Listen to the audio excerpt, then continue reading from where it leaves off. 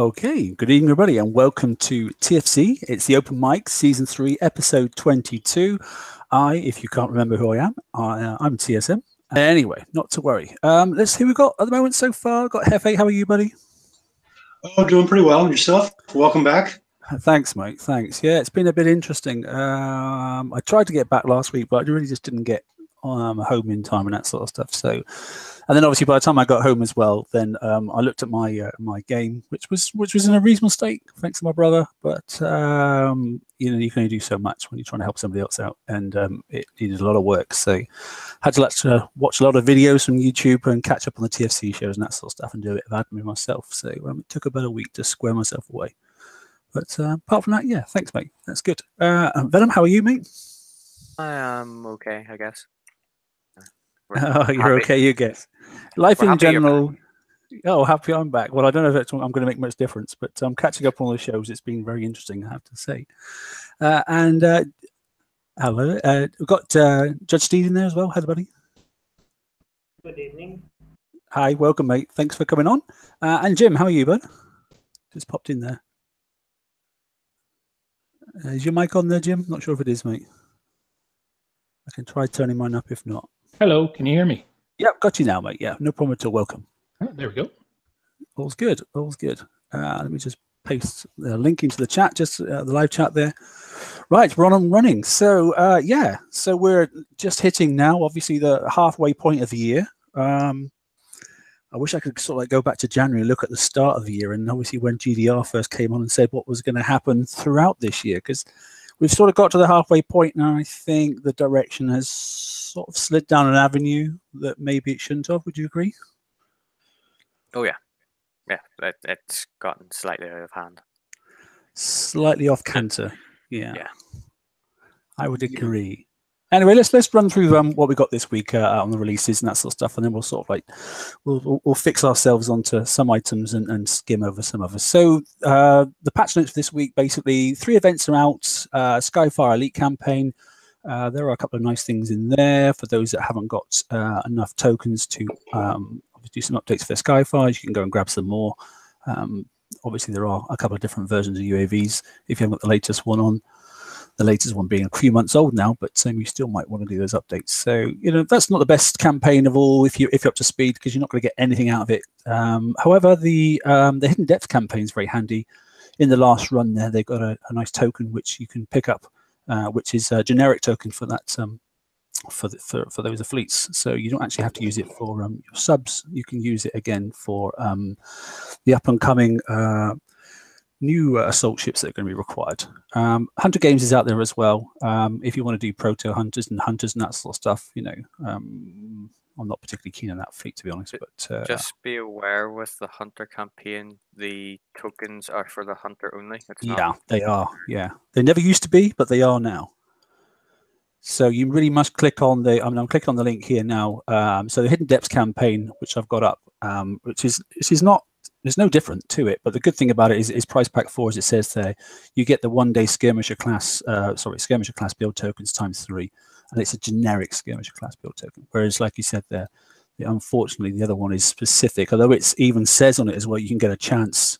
You can get a chance, you know, to. You can definitely get a chance to sort of pick up 1, 2, or 3. Of the drop tokens. They are specifically for that hole, so it's not good news, to be honest. Yeah, you wouldn't have. Yeah. Are you doing a slideshow, Mark? No, not at all. No, I'm just happen to be reading off the forum notes. That's all, mate. Oh, okay. No, I'm just catching up with what Chris has released on the forum, basically. Yeah, and VXP. We had a sort of like a no. Why have we got this VXP weekend? Is it because the Bounty 10 has just finished and obviously they've got that that hull out there, or is it because people are obviously finishing off some of their ships that they've been building for the raid format because not many people had them? I'm not really sure. Or is it just people have got some targets? It's only the 105. I mean, they were out and they've gone sort of stuff, but they were out for 24 hours, slightly delayed start. But there have been requests by people. Go on. Yeah, I think that's what it is. I think it's for people to test their builds. There's been a lot of people asking because this is the only time you get access to it is either XP weekend or the actual raid to see what the mechanic is like. I'm assuming that's at least one of the factors involved. Well, I've learned one thing: mechanics expensive, especially if you've got scatter fleets. You can't do a great deal of 105s, which I was hoping to do several. I did a few, but I was like, okay, they're not cheap to fix, are they? I was like that. Holy cow! No. Yeah, you missed that big discussion. I don't think anyone's happy about the repair in that. What a crazy! I mean, obviously the fact that obviously the charge armor has dropped off, and it's it costs to actually repair the armor now. I know they were dropping off charge because they said stopping limited armors and that sort of stuff, but concept wise, we got used to armor being a bolt on that didn't cost to fix, and now they should have reduced the cost of the hull then to repair. The repair modifier should have been lowered because it's just ludicrous, but there we go. Well, they also, at the same time, they dropped out the healing mechanism that we had with the previous raid ships. We've, the Skyfire / Buccaneer / Hydra. They dropped that as well, in addition to the charge armors. So it's a little bit of a double whammy. Yeah, I don't know if it's a coin grab. I'm not sure, but I was slightly surprised when I finally got the last one built and that sort of stuff, and I jumped into the first target and went, oh, it's not too much damage. Went back to the dock. I was like, good lord, look at that repair time. I was like, maybe I want some missile ones now. I thought it was supposed to be like one hull does everything, but I don't want to have to build 2 fleets of the same hull. That's ridiculous. I don't know. Yeah. They have no stun resistance as well, so avoid putting them into any of the targets. Oh yeah, so don't go using them for picking up titanium. It's not good, as I also found out, because the little drones just stun them to death, don't they?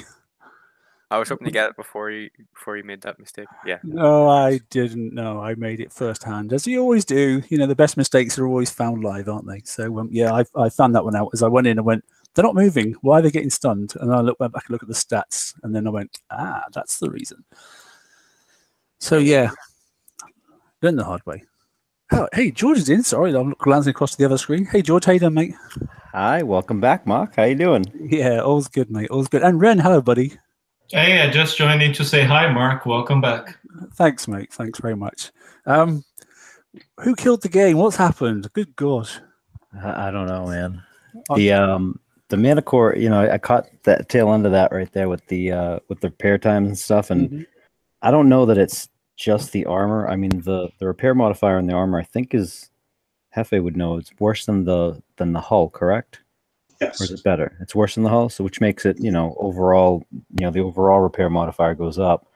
But it also, the auto hull doesn't perform as an auto hull, period. I mean, if you autoed in the last raid, driving, I could get the scatter hull down to like an hour and a half on like the best run. But if you auto it, it was like 4 hours of damage, and that was during raid. So I don't know. Something is not right there. But the question I'm asking to myself already, I mean, I have been away, as you know, and I've been using the BP app. I got some good access to it. I've used it quite a lot on altering a lot of chore stuff, to keep my numbers up and that sort of stuff. I can't see you doing it with this fleet. No, it's not. It's not. The auto function is just broke. And then the catch is the TLC came out 2 weeks before the raid to do the missile option, right? The skill hull, which actually performs rather well. If you can drive real well and don't get any lag or anything else like that, you can get it down to under a half an hour of damage. Now the catch is do you want to start refitting because you don't want to get caught out halfway through and then have just a half and half fleet for the next raid, It really makes me feel like the armor that's on them is like the old bulkhead armor. I don't know whether it's that or it's just a repair multiplier of the fleet. I mean, I've not been back long enough to look into the metrics of it. But there's no choice. You try using, let's say, a charged armor M and CO, and you put 2 and 2. Your damage just goes way up because your resistance is not where it has to be. Like they tune it right there where you have to use this armor. You have to add the repair time. Because if you, this way you take less damage, you don't go with the new armor, you go with the old one. You're going to take more damage, so the repair time ends up being the same or worse. It's like, no good choice there. Yeah, it doesn't look fun. I must admit, I don't see people charging around and trying. I mean, they will, because people do. People chase numbers all the time. I don't see people, the general public that play with BP, I don't see them charging for the, 100, 200 million points. They'll go and get the Billy Basics and go, thank you very much, I'll wait for the next format. Because it's just, you're not going to go and prep for people, are you, using these? It's going to cost you an absolute mint, and anybody that's is going out to help people, for a bit of a coinage return. The coin return would be horrendous. So there'll be nobody doing that either. So I think they've shot themselves in the foot. I don't know. Oh, they've been shooting themselves in the feet like for maybe 2, 3, 4 months. I don't know, for 2 months at least. So I don't know. Maybe I'm waiting for them to run out of feet to shoot at. Yeah. It's not my fault. I know I've been away a couple of months, but it's nothing to do with me. I didn't run away just because of that. But yeah, it does seem very strange, because it seems like we were going in a good direction when I left, and I've come back and I've like, no one. I've been looking around all the sectors. I'm in Alpha World, and I've been looking around Sector 1 and 7 and 9, and normally the busy sort of ones, and no one seems to be doing anything. No, game is very dead. And TSM, I'll tell you, I've been doing very minimal. Really, I feel nothing compelling me to open the game and log in. I mean, I know there was a VXP weekend going. I logged in for half an hour yesterday, suicided a couple fleets. That was that. I haven't logged in since. It's strange. Yeah, I mean, I have to say, I had a quick chat to Liam and to Robin, and they're sort of of the same opinion, really. I don't know. And it's weird because I've had many periods during my years playing BP where I'm really enjoying the game, and then I had periods when I was mad or angry at the game. Right now, I just can't be bothered. Yeah, passion. The game runs on passion. If you haven't got passion, you're not going to play, because ego only takes you so far. You've got to have a bit of passion, a bit of pride, and the game that's the only reason it's lasted. It's overdue to be, removed probably 5 years ago, but a bit of passion, a bit of pride, and a bit of ego has kept it going for many years. Just the very nature of the game, the way it is. But hey, I don't know. Effie, what do you think, mate? Come on. What, regarding the state of the game? Yeah, I mean, let's get some feedback. I haven't really had a chance really to speak too much to too many people, so give us a synopsis of your last sort of like 2.5 months, mate, quickly, if you. Well, I think it all started with the FM. That there's been a just complete change in direction in PvE. With the introduction of the Inferno Dragons, none of the hauls we've gotten since then have really performed to what the players would expect out of them. They've underperformed by increased damage. We've seen it with the Inferno Dragon, the Chameleon, the Mana Core. Am I missing one somewhere in there? And then I don't know why they've continued to shoot themselves in the foot as it relates to PvP, and creating such an imbalance in the game that they've shut down a revenue stream for themselves. The PvP part doesn't even appear to be fueled by greed, but by ignorance. And it's just baffling to me why they're just preventing people from playing it. They're not making more money off this, and they appear to be trying to get money out of the PvE part of the game by having our halls underperformed. It feels like general incompetence when it comes to PvP, where they just don't understand the numbers correctly, combined with the numbers actually not working as they're described. We've got countless number of issues where numbers aren't what they're saying, that they're still haven't got fixed, and it just makes it doesn't just make our lives harder, it makes their life harder trying to fix the problem. So they really need to get their understanding of the game up,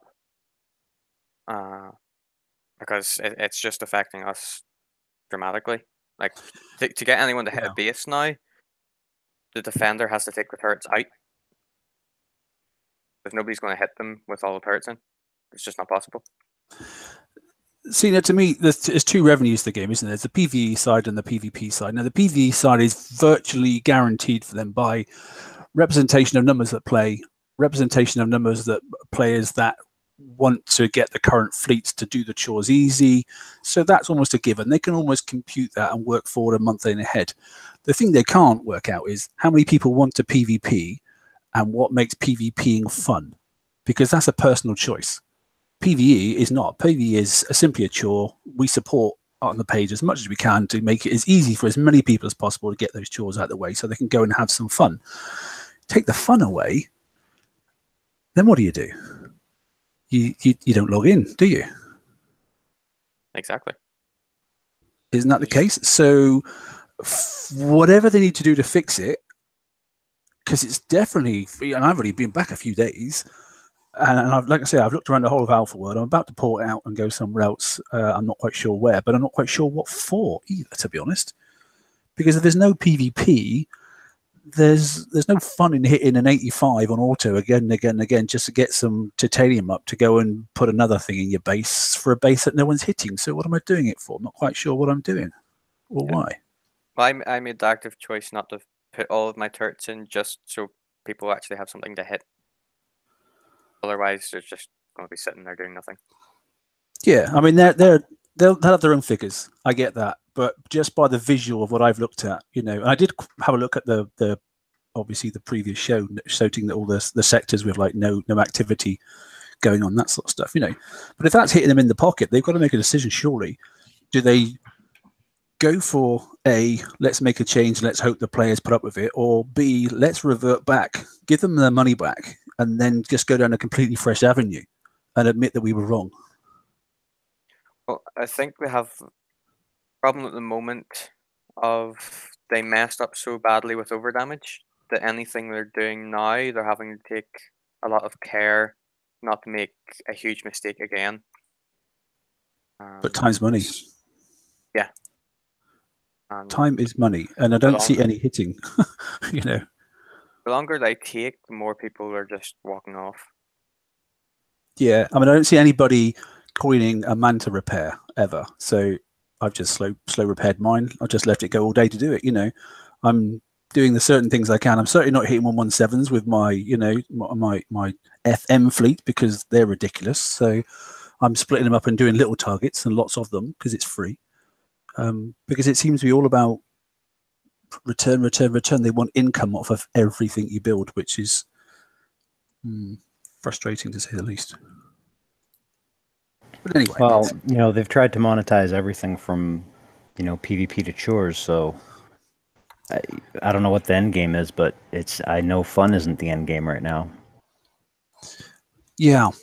Well, like I said, you know, there is no PvP, definitely. I can't see any going on anywhere. Like I said, I zipped through every single sector in Alpha World today. I spent a little while doing it, and I couldn't see anybody doing anything particularly interesting whatsoever.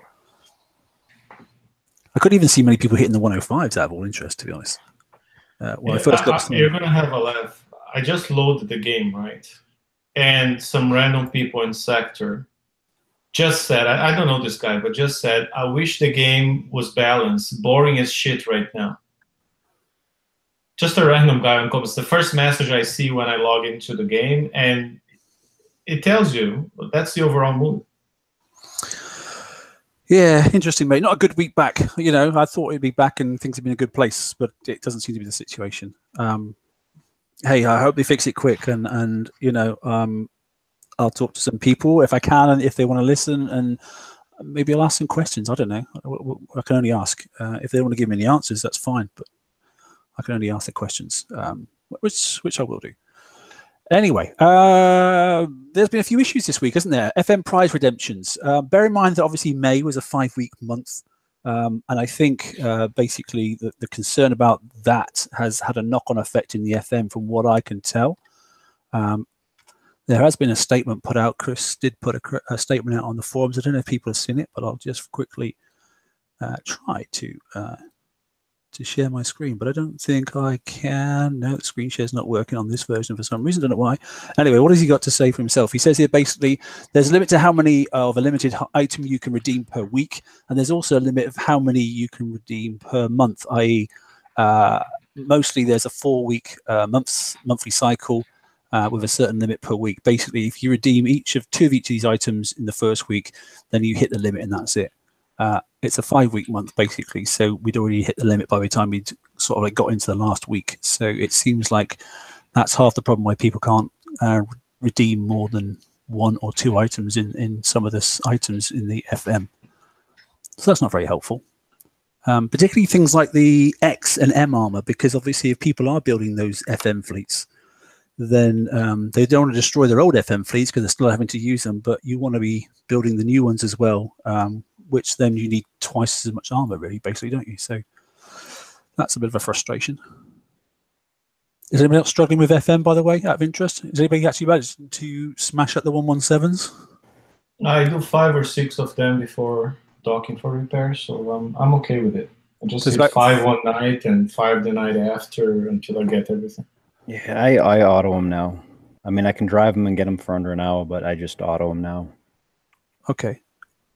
I gave up with the 117s, and I got a message from Rue saying just go hit 112s on auto, and that's what I've been doing ever since.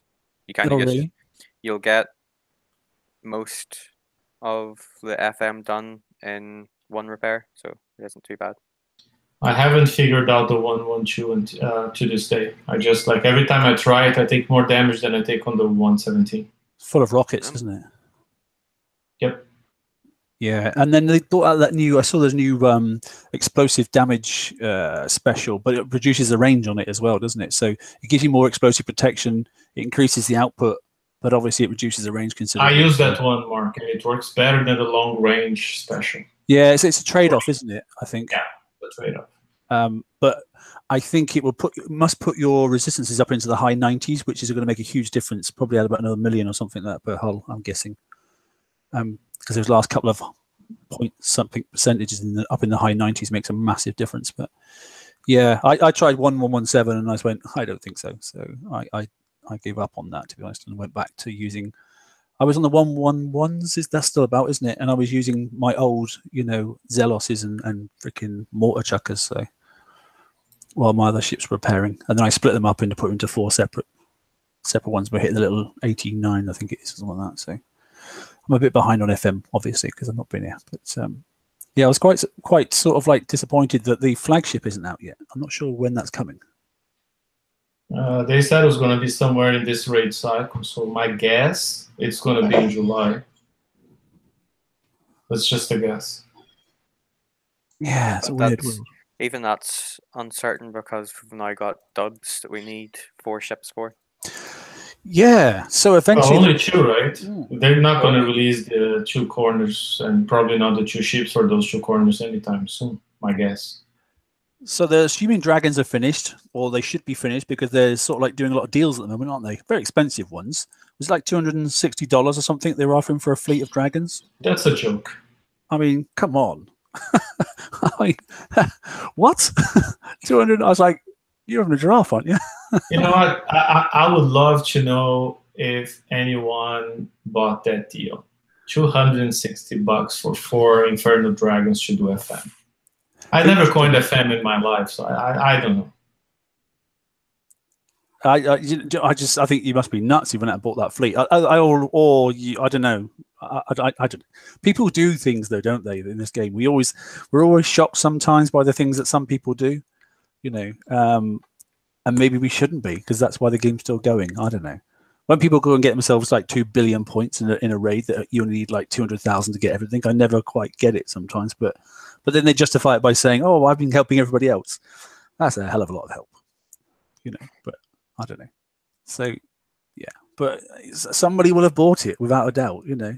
It's just Somebody have bought it and cried when they've taken so much damage. Yeah, exactly. Hey, Toxic. Mark, out of curiosity, have you sent in a ticket lately? Have I done what, mate? Have you sent in a ticket lately? I didn't think you could. I thought OCS had been replaced recently. I mean, I'm staring at a ticket that I got there. I've been going back and forth again, multiple responses. I think Ren remembered the last craziness that I went through with some of this stuff. Mm-hmm. I sent in a ticket because before the update, I had hit a bunch of titanium targets and I had because I had just started a warden. I was down to like next to nothing for titanium. Send in a ticket, and they decide to pull my data so they can tell me exactly how I used my titanium because I was wrong, right? And in the data pull that they sent to me, it says 150,000 titanium used for building upgrade. Mm-hmm. Okay, I have a problem with that. How do you use titanium for building upgrade? So I send that back.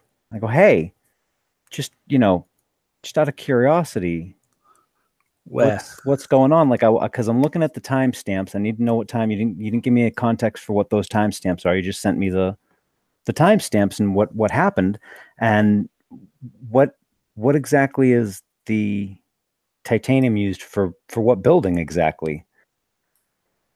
And the answer was? And it's going back and forth, and then I go, just out of curiosity, what building upgrades require titanium? Like, I eventually got to the point where I ignored everything else, and I want to know what the 150,000 titanium was taken for, right? Mm-hmm. Mm-hmm. I'm like, did you guys mix up the logs? Did you pull the wrong data? What exactly is it? Do you do mega holes? That's the only thing, isn't it? Yeah, I do mega holes, but maybe they think mega holes are structures. Does yeah, the but wall, I didn't do anything. I didn't touch anything. the gate not cost titanium to upgrade? My gates are both done. Oh. That's not, and so I literally asked. I said, "What buildings use upgrades?" And they're like, "Well, thanks for responding. Titanium use is related to the Conquest Yard." Okay, that's a ship, not a. Mm-hmm. Anyway, the shipyard adds a second build and refit queue to player's base. The shipyard can only build or refit Conqueror and Defender hulls. Builds started in this yard require titanium. Well, I understand that. I have, a warden building that was 200,000, not 150. This could be the issue here. However, you are correct. Normally, buildings don't use titanium. Regardless, as a one-time courtesy, I've gone ahead and added 35,000 titanium to your account. So they see that something took 150,000 right before the update. They see that something took 150,000, but they're going to just send me 35,000. So forget about all the damage that you took to doing the things and no. Yeah, I was going to say this is the kind of frustrating thing that we go through with tickets now. So get ready when you send in a ticket. The one that upsets me the most is the trace route they get you to do. And on most occasions, from looking at any of the trace routes, it's never on our end. And they always try and pull it off saying, oh, there's the issue, it's on your end. Or it's on your ISP. Yeah, they love doing that. Mm-hmm. And the funniest thing is just if you know what the trace route is and can describe everything in it, and you can get the location of where the actual IP address issue is, they just kind of flop and have a panic attack. I went one better. I had my ISP do their own trace route and sent the data to them and never got a response back from it. They just closed the ticket. Yeah, they'll close your ticket. Yeah, they've been closing tickets a lot. My last two, I had, the one before last, I had the expert, say, okay, I see what the problem is here, and da-da-da. I'm going to recommend that I'm going to send this up and have them send you 48 gold. So 2 days later, you get the gold, and the ticket's closed. And I send them back like, what's going on here? They said they were going to send me 48 gold and close the ticket. Well, they sent me the 48 gold and then close the ticket again. It's like and then my last ticket, they just had the same recommendation, not for gold, but I'm sending this up to customer support, and they just close the ticket. They don't take any recommendation. They don't respond. Are they going through some sort of transition? I know that they said they were like new people coming in, like training new people, but I don't think that means that the supervisors and stuff are gone. They had it outsourced before. I don't know. Have they brought it back internal? I'm not sure. They wouldn't be bothered with training people if they've had it outsourced to another. I was wondering that myself, because I heard it was outsourced at one stage and that sort of stuff, and then there was a period that they've been refreshing people in obviously customer services. So is it being brought back online, brought back inside the company, or are they going for a second company outside? I don't know. I don't know where they're going, insourcing, outsourcing, resourcing, or whatever. I know that a couple shows ago, Rampage gave us like a statement to share saying that, hey, we're aware of the issues with support response time. We're training new agents. That's not a permanent situation. That's all we could say. Yeah. I mean, I'm kind of concerned because my Katie's, I went to rank it yesterday, and I didn't hit any of the buttons. I just clicked to the side so it wouldn't go straight up, and it didn't launch the drones.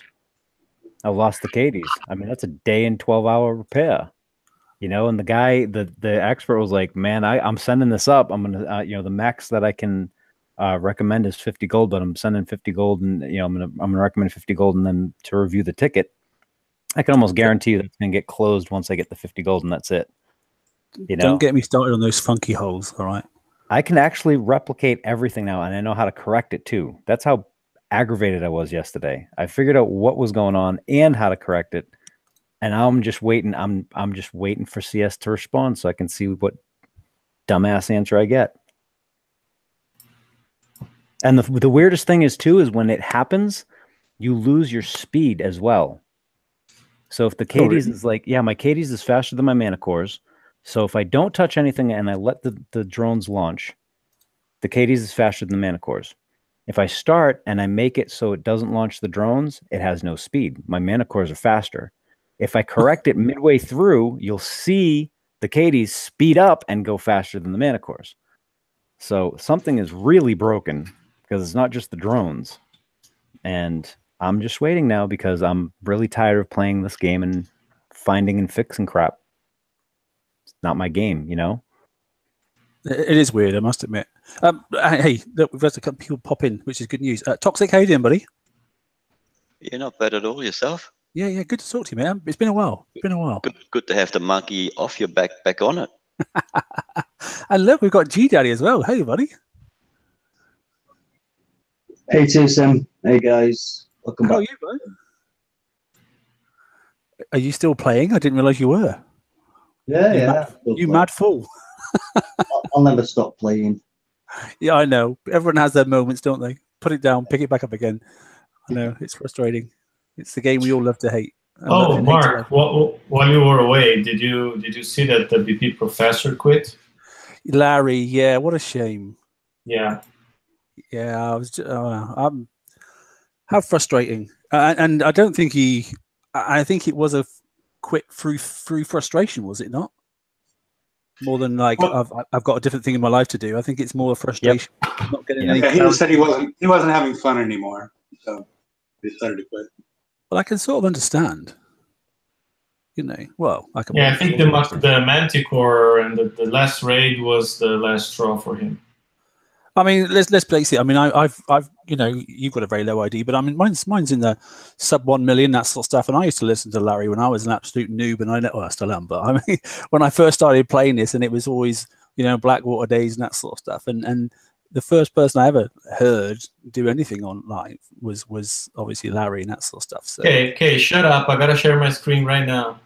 I just opened my FM chest. Can you see what I got? Get out of town. Hacker. For the first time ever. Photoshop. No, way. That's my live game. This is my live game. Get out. I never got a 7-day token before. I have to say, my first week back. I gotta see if it's there. I got a 2 and a 2 this week. And I was like really chuffing myself. But that's not bad for a first time back. Holy crap! You have. Look at you. Look. I have it. Just Congratulations, you beat the system.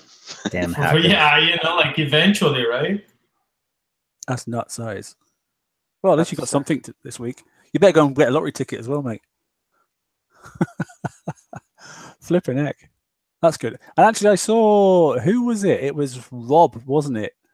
Rob put up a picture of a legendary crew. He actually managed to get the DOS, didn't he? Yeah. And that's the first time I've seen someone roll a DOS crew for a long time.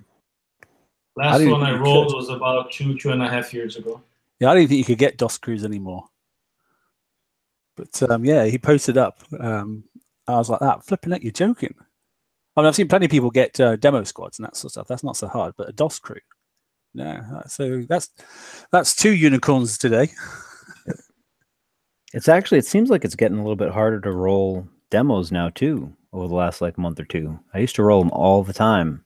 Grease monkeys are the ones these days. Yeah, they got harder. I agree with you, George. Yeah, things are difficult. Oh well, not to worry. So yeah, interesting times, I must admit. So how do you know? I thought now I'm not going to talk anything about people saying that we shouldn't be doing or should be doing a certain part of the game, that sort of stuff. But conceptually, how did you think the adjustments to Bounty 10 have affected the player base? Forget whether you did it or whether you didn't, because that's a different issue, because that's related to something else in the game. But Bounty 10 itself as a concept, do you think it's better than what it was a couple of months ago, or is potentially going to help people? Okay, putting aside that PvP is broken and just looking at the new rules for Bounty, I strongly believe they've been improving. I like the concept of like bank whenever you want to bank up to X times a day, or take the risk and go up to 10K and let the game bank for you. Yeah. I think they should give some sort, because they removed the chests, and that's the only downside of the new model. So I don't remember when, but George and I and someone else, a few other people were discussing that. And then we said, you know what, it would be really cool if they gave some sort of incentive for people to be exposed. So let's say, oh, if you go to 10K, you know, you get a chest, or you get a 2-day Conqueror build token or how something. about if you survive to 10K, because that's the bit I was intrigued. I went 10K, and I did that a couple of times. I got to 10K, and you know, and if you're really sort of like stringent, you let somebody hit you, you know, with a K in there or something like that, and some people were, you know, and then all of a sudden, then you go, right, I've got a couple of hours now, and actually I could go and get 10K in 2 hours quite easily. But I thought if you could get to 10K, maybe you'd get a 10% bonus, maybe for doing that. For waiting that bit of time, you know. I'd rather give some sort of other, like a token or a repair token, or you know, something that's not just more bounty. Some incentive. Yeah, but I suppose, well, you could actually give a Conqueror build, a Conqueror VXP token or something, couldn't you? Because it's a PvP based. Yeah, and then the other thing is just, and I think that was George's idea, and I really like it. I think each bank should be less effective. I like that. I think you came up with that, George, didn't you? Yeah, having a percentage for each time. Yeah. Yeah. First bank of the day, you bank 100%. Second, you bank 90, 95. Then it goes down by 5 or 10%. You know what I mean? Yeah, got that. Yeah. I hear you. So you keep the game alive. You keep people a little bit exposed, right? And well, you want to keep it PvP, right? So yeah. I don't even know that I would go with the first one at 100%, because I mean, even when you hit 10 grand, I don't know that you should hit.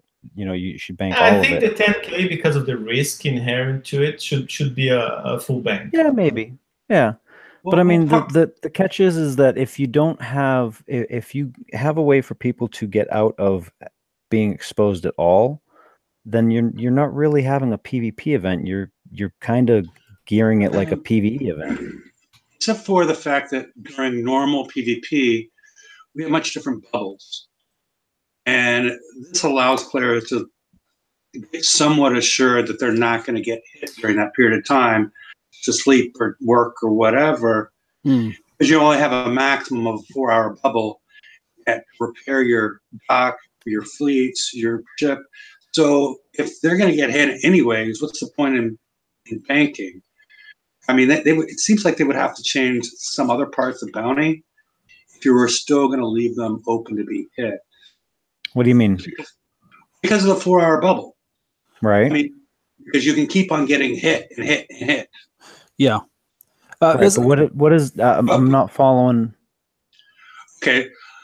Let's say you go to sleep for 8 hours and you get hit, you get a 3-hour bubble, and then you get hit again. You know, you can just shoot. I mean, it's the bubble time that's the issue. Well, right before you go to bed, forced. But aren't you banked before you go to bed? Exactly. That's what I'm saying. It should be 100%. Yeah, no, I don't agree with that. Yeah, so you get bubbled again in probably 4 hours after, or three and a bit hours after you've gone to bed, because you'd wait till you got hit, you go, right, thanks very much, put it onto fix. You then go to kit, because you've got some percentage left, you get hit again during the night. Yeah, I can sort of understand that. Yeah, but the thing is, it's, you know, you keep on losing, so you're not going to be worth that much. But you still got to fix your base, and your OP's dead, and everything else is dead, and all that sort of stuff. True. Wouldn't you just bank anyway before you went to bed? Yeah, see, bank is half the problem, and for me, there's a couple of issues with bounty still that I don't like. One is, I think, if you win, you defend. Now, we know that PvP, the problem is it's a bit of a fictitious event, because people were getting to 10k. That's because no one was hitting, you know, and people weren't hitting the big bases who were getting to 10k really, really easy, because you can't hit a base at the moment. So it's a bit of a fictitious. They can't say bounty was a winner or bounty was not a winner, because A, a lot of people didn't play it, sideline, but B, the mechanics to actually play bounty properly is also broken. So as a concept, I like the concept. In the reality of how it played out, it was a falsehood. Now, two comments on what you just said. So yeah, I was leaving my base up to 10k every time, just to see if somebody would try and give me 400 points, right? Because of the whole turret imbalance, it was screwed up, so whatever. But the other thing is, given that those replica bases only pay like 200, 300, up to 500 points, I actually think that not having guard ships in them should be a permanent feature. Agreed. You know, because I'm not going to hit a player's base, and usually you'd be thinking the low, mid-level who join bounty, who would be farmed to death, right? I'd rather go hit a replica with no guard that doesn't damage my Conqueror fleet much. Yeah. Right? Yeah. Then hit a small level guy that has 400, 600 bounty exposed. So I think leaving them without a base guard would bring some relief to those guys. And then, of course, if I see if the game were to be balanced as it should be, then I'm going to go hit the big guys for thousands of bounty, right? Yeah, what you've got to remember though in this bounty, don't forget that all these new turrets that we're all getting now, they're getting copied as we speak. Other bases for next bounty. But that's why they didn't put the Jav 2 in. No, just remember the list of players who will become a source of replicas is defined based on who participated in bounty. Yeah. But the actual base copy happens near real time. So we've seen that before. We've demonstrated that before, where bounty starts on Thursday, and let's say my base is one way, and if I make a change and someone finds a replica of my base like a few hours later, it's going to be the way it is after the change I made halfway through bounty. So the copy itself is not happening now. The copy happens during bounty, near real time. Yeah, yeah. That's what I mean. They're just going to get stronger though, aren't they? People are better base guards. People are going to have better turrets. And if they've got the 8 of the maximum 200% or whatever it is, then you're going to get destroyed in them bases anyway. So they need to guard to get a chance. And more bases are going to have high guard wardens and impact cruisers. I mean, by next bounty, we'll see that on all the top bases. So if they get replicated with guards, just forget it. Who's going to hit that for 500 bounty? Nobody. Well, that's why I came on actually, because I haven't done. I'm not really a PvP player, but I've done nearly every bounty except for the first one. And I missed out last one. But this time I got 44,000 points with just one MSC, because I realised that Kixeye are now forcing me down a PvP route. I'm going to have to build some PvP ships. But you know what? It's kind of cool because, and I said that on our show midweek, Bounty right now, it's the only place in game where you get something cool for just showing up. Yeah. In raids, you gotta grind to get even like 100 points. You gotta hit stuff. You gotta grind. Like bounty, you show up a couple times a day, you get decent points. In the end, you have 13k, 15k, 17k just for showing up. I'm curious, G Daddy, why do you think that you're being forced to do bounty though if you don't do PvP? Because it's the only way I can get the turrets, or I could wait until raid, but then I'd be a month behind or 2 weeks behind, whatever, you know. It's just I need to keep up. Otherwise, my base is... Yeah, I think, George, when people say they don't do PvP, they still want to defend their bases. They just don't want to do the attacking part of PvP. Well, yeah, which is why I think we said in the past that if they did something like this, turrets should have been in the raid, not in bounty. I'm okay if they show up in bounty first, but I think a month or 2 months later at most, they should be in raid. Which is the idea of the old event store after the cycle, isn't it? But there's less of those now, obviously. Yeah. Do you remember before we used to have like a defensive raid, then an attacking raid, then it were for your base, then it were for your fleets. You know, it was that kind of thing, wasn't it? That they should go back to that kind of style, adding defense stuff, attack stuff, base stuff. Nothing goes backwards in BP. Have you ever noticed that? If I had to pick, I would say I much rather have bounty every month than have raid every month. If I had to pick one and I could get everything I need to play the game through only one of the 2 events, I do bounty every month and I skip raids because they're way too boring. Yes, because you have the option to pick 2 avenues. In a bounty, you can go PvE because they're certainly not PvP, or you can go true form PvP and go and smash people. You can do both. You can do a mix, so it gets more exciting. And even when you're doing PvE, each base is different than the previous base. It's not like a raid where you gotta hit the exact same frigging target 100 times. But I mean, I looked on a lot of the ones on the open waters there, and literally as soon as I popped inside, I just left and let the fleet do its own thing, knowing that actually I would take virtually no damage, and I would be able to go and concentrate on doing a different target at the same time, you know. And that's what as you do when you collect titanium with a set of Skyfires and that sort of stuff. So I was quite content to do that, you know. Picking on, you know, I know I was picking apart some of the higher level bases, even though they had no fleets in them, but I was using fleets that really, you know, like rages and unusual things, you know, that really old school stuff, prides and that sort of stuff, you know.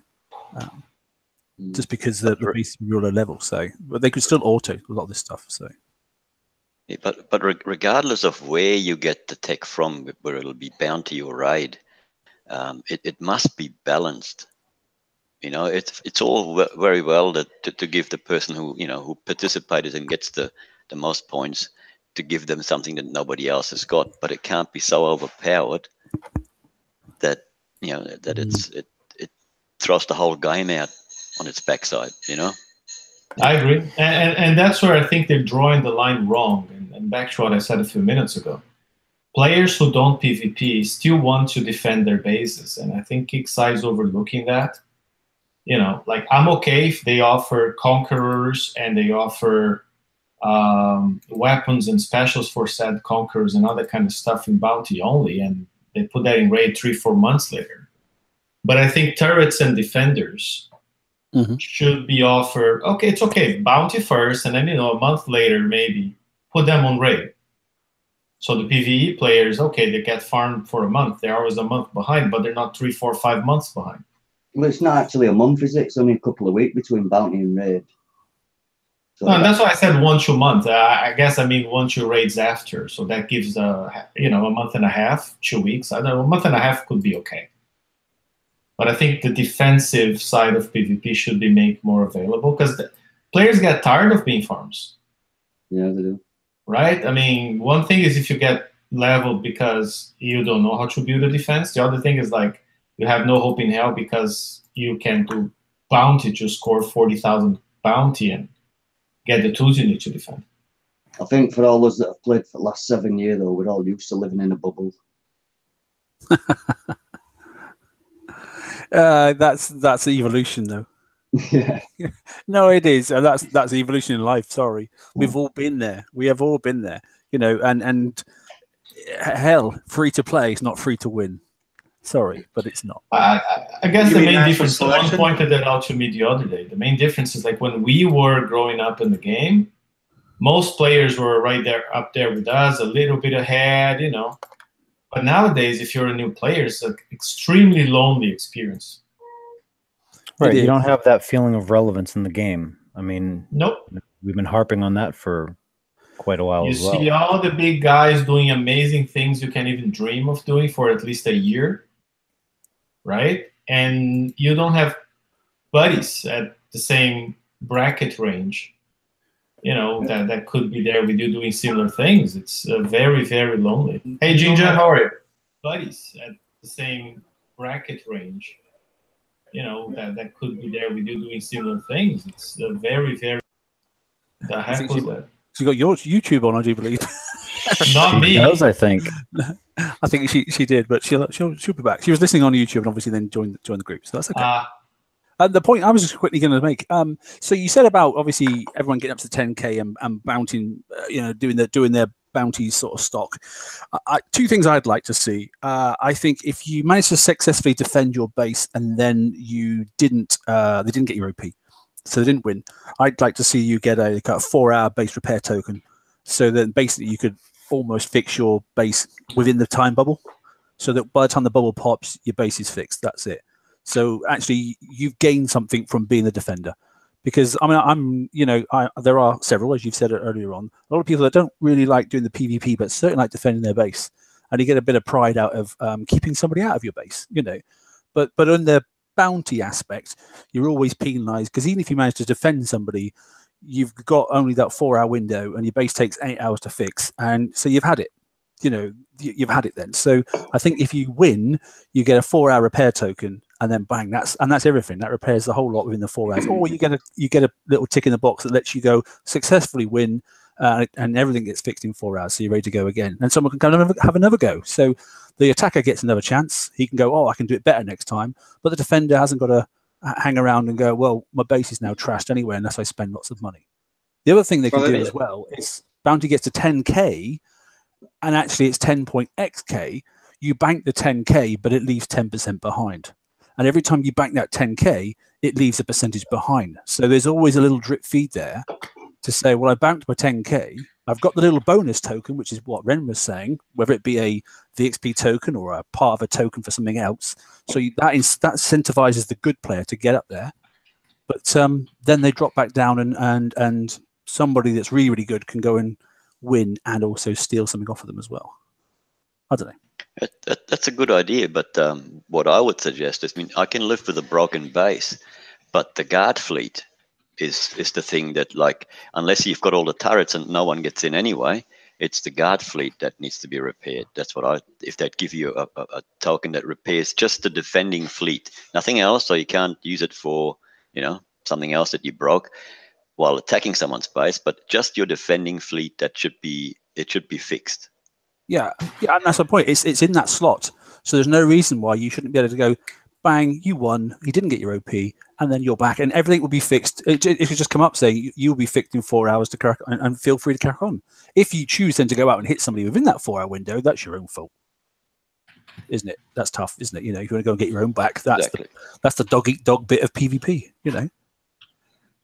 As I said on the page earlier today, it's the true heart of the game. Dog eat dog is where this game started. And that's what brings in that egotistical side of everyone's human nature, It's why the game's still alive. It's the only reason. That and a bit of comms chat, which can be funny as well. Anyway, look, we're at 5-2, so we're nearly up to the hour. So I'll go across the board, starting at Venom. Anything you want to just quickly glance over, Venom, that we haven't touched on? Not really, no. Just my base is open for anyone to hit. I don't have all the pen turrets in, so there's a 1% chance that you might actually get in. Yeah, you can get in mine easy, I think, because I've got half turrets missing because I've not been here. Go have some fun. There's at least one base to hit. Cool. Toxic, what about you, mate? Only just more transparency by the company to to let us look. We've done this and it's hadn't worked out. We're fixing it. So at least we know what's going on. Well, all they did say on that was we acknowledge the fact we've made a mistake and we're going to go back to the sort of like thinking pot and try and come up with a fix. But they haven't said what the fix is yet, because obviously they haven't decided what avenue they're going to take that down. Whether they're going to let us know, I don't know. Whether they'll just guide us down a different avenue, all of a sudden they'll try and miraculously make it happen. I don't have an answer to that yet, to be honest, mate. For the love of goodness, please tell us what you're doing. Don't just throw something up like the last time. Yeah, I would honestly say is don't think you're better than the players, because a lot of you, and no disrespect to anybody in there, it's your game designers and that sort of stuff, but we know the game inside and out. Absolutely inside out. There's not a single blueprint that we don't know like the back of our hand. There's not a single special that we don't know like the back of our hand. And we can come up with configurations that You know, the masses always win out. They always do. When you put 10,000 people against 10, the masses always win. It's just a rule of nature. It's just the way it is. You know, there's a name for the theory. I don't know. Larry's not here, so he had to come up with it. But anyway. Well, and there's the other thing is, you guys already mentioned that, you know, like run whatever they're going to do by player share, or even if it's a small group, just discuss it first, preview it first. And remember that buffing something is always better received than nerfing something, right? I mean, they got to balance PvP. They can go about nerfing turrets or buffing armors or hulls. And I always think, and we've said that before, it's no news. Everyone here, a lot of you already said that too. Buff something, and yeah, people complain a little bit, but not as nearly as much as when something gets nerfed. Yeah. The catch is those for this fix. I mean, I think the best option is actually doing the nerf. I don't mind what they do, but they just need to do it and be honest. Just say, we are going to do this. All those who, because they're losing revenue, it's obvious, and just say, look, we're going to do this. For those that invested in this, we already know. We'll take a snapshot of all your bases. You don't even have to tell us you're doing it, and all of a sudden, you know, 6,000 coins turns up in Venom's base, 10,000 coins turns up in freaking somebody else's base. So what? But you take away those blueprints, and you take away this, and you go back to start state 1. And you go, there you go, you're compensated, you've done this, and that sort of stuff. And some people will complain, but if it puts the game back on the even keel, it's the right thing to do. I was actually talking more, I don't know if you caught it last night, Ren Hefe and I were discussing the options that they have to correct the topmost problem of PvP, which is the turrets. And I think, you know, I thought there was 3 good options, but then Ren came up with an even like another one that kind of merged every one of them, and I liked it. Did I? Yeah, when taking away the doing the stack, lowering the stack, and then putting a lot of the damage onto the turret instead. So it was part of Hefe's idea, part of my idea, part of your idea. It was like a mix of everything. Oh, fire support stack. I like that one. Yeah, no, not fire support stack. No. The tier 7 bonus. Yeah. Oh, where you have 8 of one and you get the stacking. Right. Yeah. Because right now the way it is stacking multiplicatively, and the intent actually was to do it additively.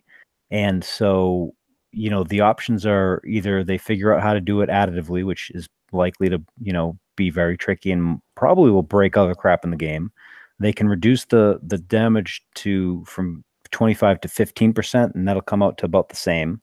Or they buff the armor, which may cause problems going forward, because that would be a rolling fix. That would be, you know, you'd have to do that for every armor that comes out, and you'd have to, you know, rebalance everything going forward.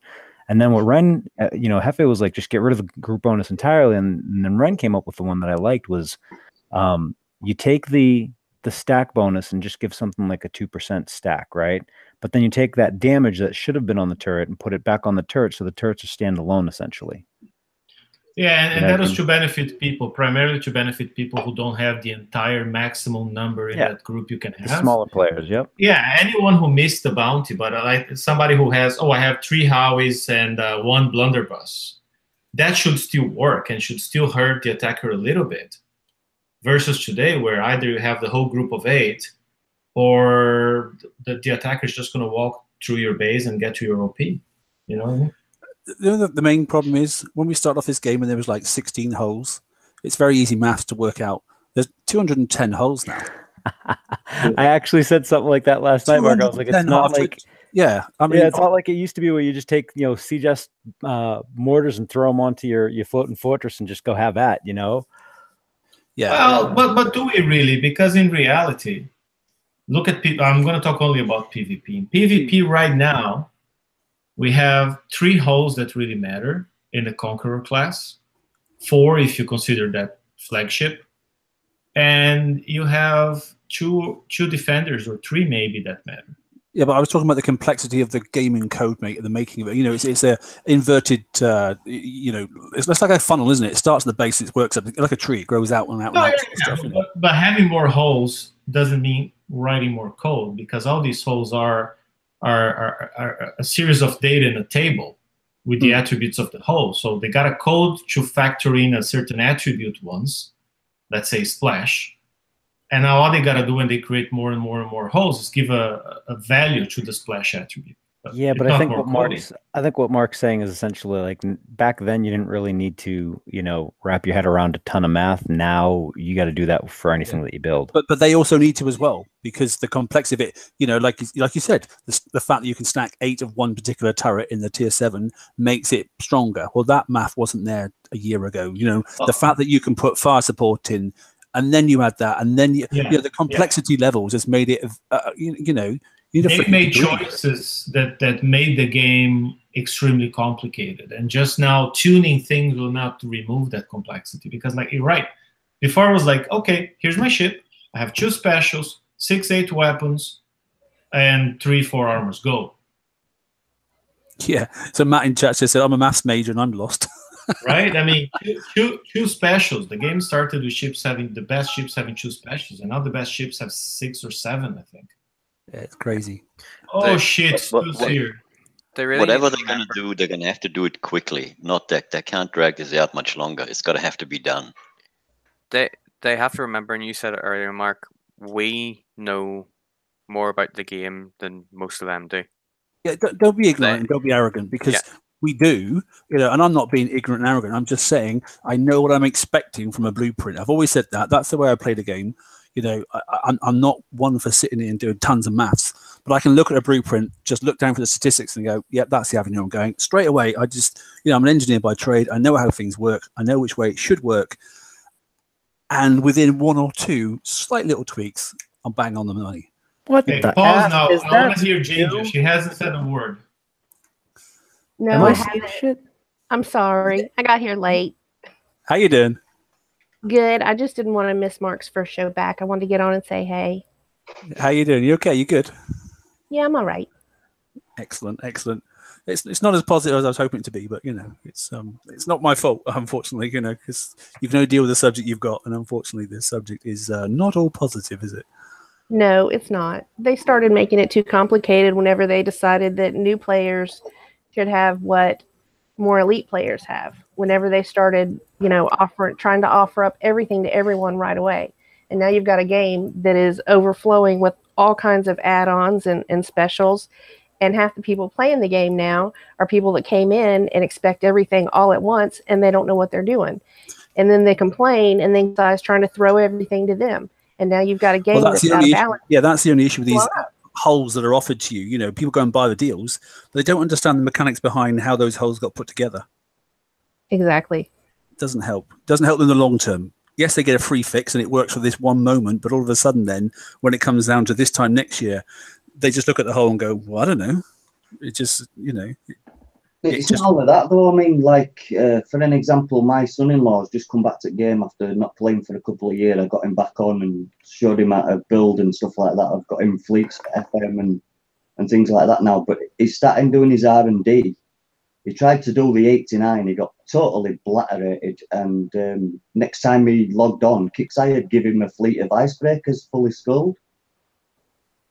That's one good thing from Kixeye, but it pissed me off a little bit, excuse my language, because I've only just started ranking my icebreakers.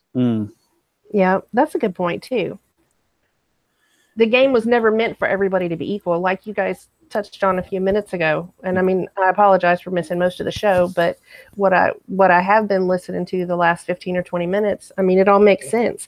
There should be big dogs in the game. There are big dogs in every game. You don't get on and play Call of Duty or whatever, and since this guy's good, they're going to go ahead and give everybody else exactly what he has so they can all compete at the same level. That's not the way this game was ever meant to be, I don't think, personally. I remember getting beat up by big dogs. I remember whenever I turned level 25, whenever I was getting ready to turn level 25, I had about 10 different basers camped out around my base. Oh yeah, I remember that. Because I used to fix their fleet. The same for me. And I didn't know what they were doing, but I was like, 500 whatever VXP from ranking up, and people were like, you need to jump. Time to leave. But I mean, we all went through that, and the people that start now, they complain so much about, well, I don't have this and I don't have that, and I've been playing 6 months, and I want to say, but back then when we went through that, you know, you hit level like 22 to 25 and you started going through the gauntlet, right? We used to call it the gauntlet, and you'd hit the 30s, but it was like 5 levels. Now people are coming in and, you know, you got to go from level 1 to level 90. It's not the same anymore. Well, and the level system is screwed.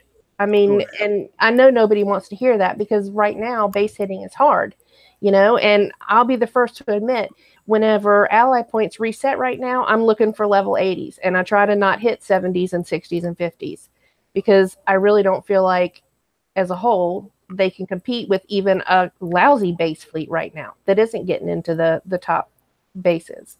But the level system is messed up. You know, they changed the level system and now people think that, you know, 10 levels difference is a huge deal, but it's not, because the VXP is different.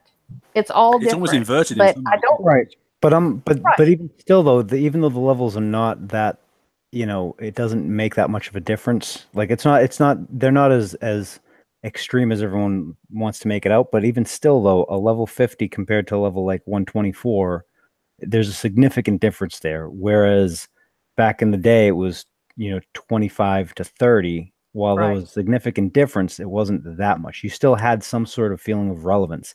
Now there is none. That feeling of relevance is completely gone. Well, there was also a lot more people playing then. There was a lot more at the same level, and you don't see like thousands of 35s and 40s and 70s. That's the issue, Toxic, isn't it? I mean, and look at the chat there if you can see it, guys. Cut's got a Cuttlefish is in there, admin chat there, and he's got a point. Look, at what position then, if a new player comes in, do you feel after how many years or how many months do you think they should be up and ready to play with the rest of the top end people?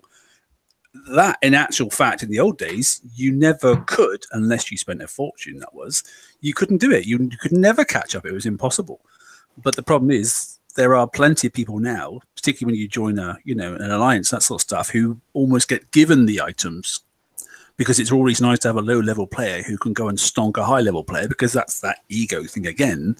You know, and alliances have completely changed the dynamics of the game. Some for the good, but not necessarily all of it. Right. Yeah.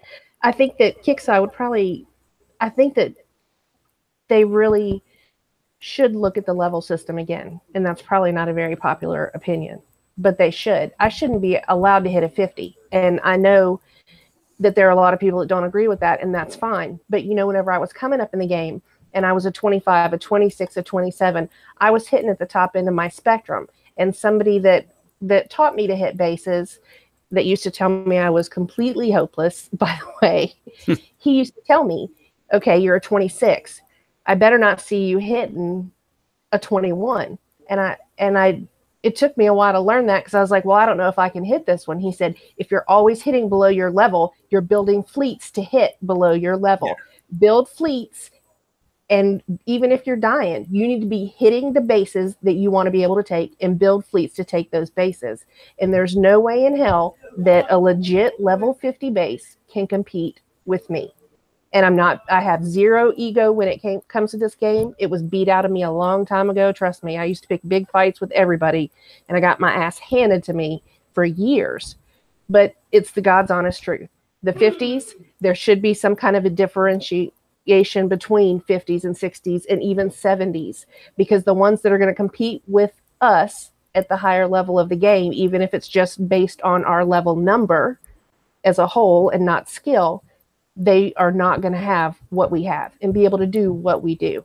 Yeah. And I think Ren, go ahead. That needs to be done. That needs to be addressed. And that would go a long way with, instead of trying to make all the new people have all the high-end stuff, because, you know, at level 50, they're going to be thrown in with us.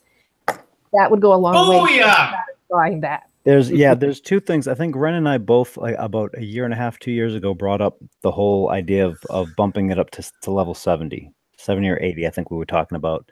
And that never gained any traction. I'm not exactly sure why they were against it, but that never gained traction. We've brought it up a couple of times, still not gained any traction.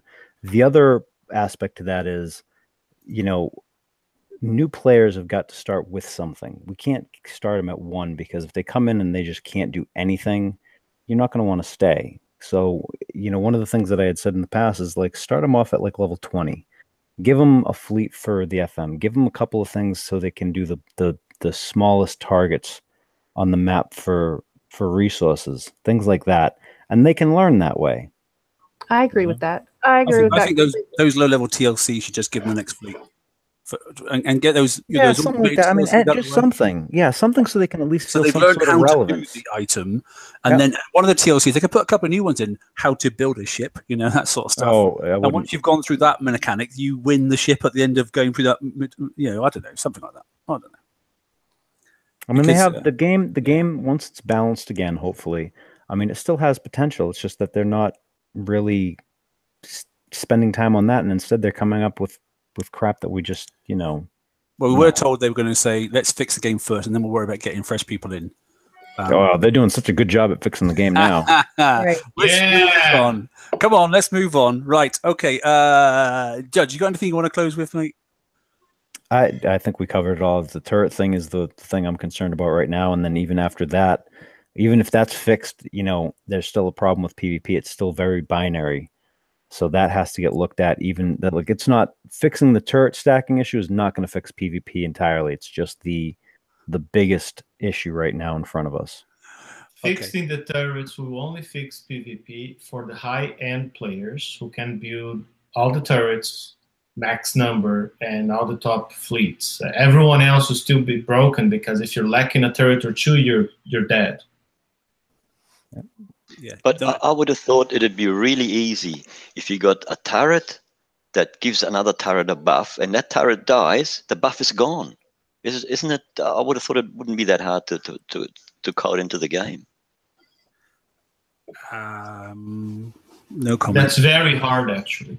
Not to code, but to find the balance then, because you're going to have a hit starting where the first few shots can kill an entire ship. And it's going to have to be like that. So when you only have half your turrets, the other turrets still have to do some damage. If you do a decreasing bonus throughout the battle, it means once somebody kills 3, 4, 5 of your turrets, then the rest of your base is entirely useless. And if you don't want it to be entirely useless, then the initial bonus level has to be completely out of whack, one-shot killing conquerors. Right. So halfway through battle, you can see that it's very complex. Don't go down that path. Yeah, no, I didn't even think of because that. they're going to be tuning. They're going to be tuning for the N number rather than an individual number, which is why I'm really leaning towards Ren's thing of, standalone turrets and a small bonus. Yeah, and I've been pushing for making the Tier 7 bonus Gone complexion. No, that's not what I've been saying. Make it not damage related.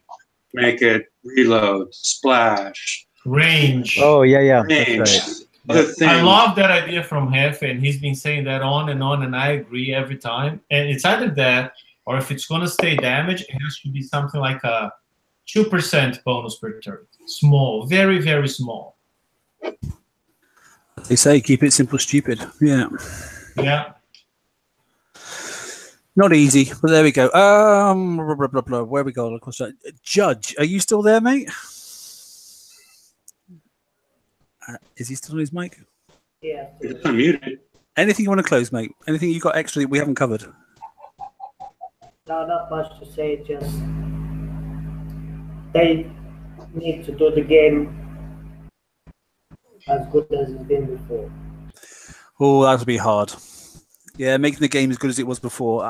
More fun, so we can call it again a Battle Pirates. At the moment, it's just boring pirates. Yeah, game is the key word there. Yeah, it would be nice to be back to a game, you're right, and not a second job. However, not to worry. G Daddy, anything for you to close, mate? Yeah, just tell Kickside to keep up the good work.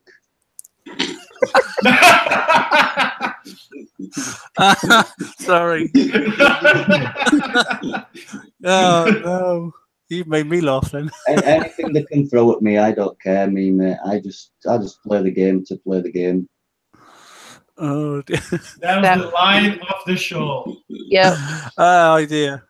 Oh, dear. Hey Mark, that has to be the name of our next show. Keep up the good work. Oh my gosh. Oh dear. I'm highly amused at that. Right. Okay. Okay. On that pleasant note from Stu, I'll say good night, everybody. Pleased to be back, and I'm glad you all joined me because I thought I was going to be sitting by myself because I had no mates. We'll hold George and Stu and a few others in for the after show chat, and I'm sure we'll have a right laugh. So if anybody drops out, feel free for those in chat that are on the live show there, watch us on the sidelines to try and hop in.